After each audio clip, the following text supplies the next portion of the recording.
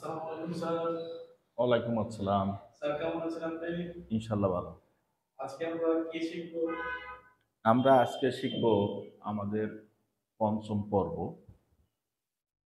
আমাদের যে পর্চা থাকে, পর্চাতে মালিকের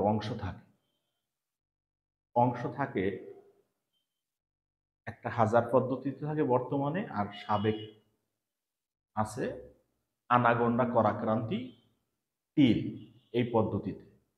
এটাকে সংক্ষেপে বলা যায় আ-গ-ক্রাতি। এর মানে আনাগোন্ডা করাক্রান্তি তীর।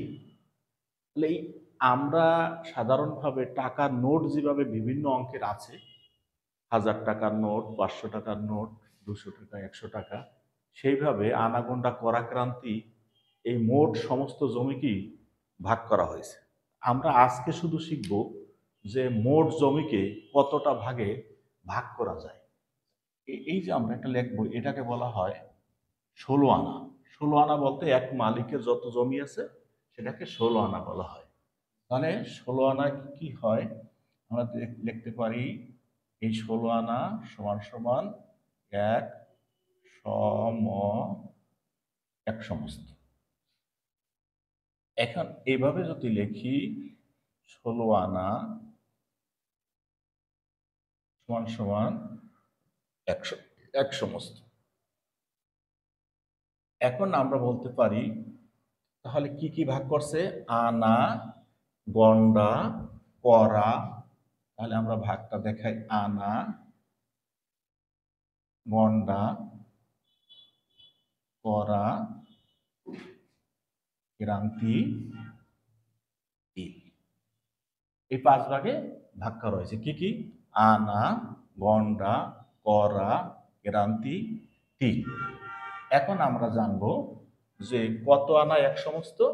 16 আনায় এক সমস্ত। কত গন্ডায় এক সমস্ত? 320 গন্ডায় এক সমস্ত। হ্যাঁ, এখন আমরা জানবো যে কত করায় এক সমস্ত।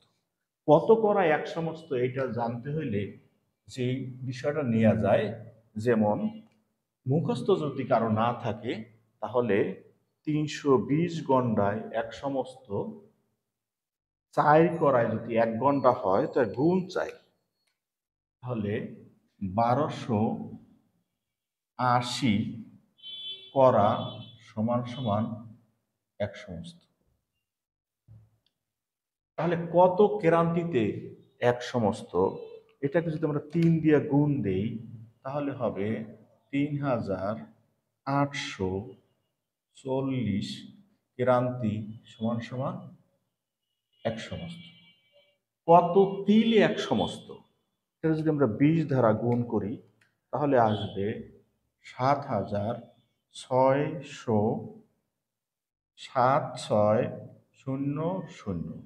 মানে 76,000 তিলে সমান এক সমস্ত।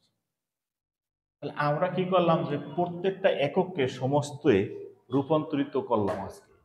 তাহলে আমরা জানি মোট সমস্তকে কয়টা ভাগে ভাগ করা হয়েছে? 5টা ভাগে। আনা, গন্ডা, করা, ক্রান্তি, তিল।